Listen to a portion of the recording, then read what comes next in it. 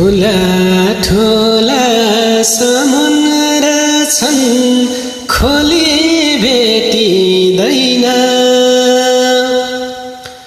ठुला ठुला समुद्र छन् खोली भेटिँदैन मूलको पानी खाए जस्तो तिर्खा मेटिँदैन यस्तै छ कहानी परदेशीको किन्न त पाइन्छ पानी फ्रिजको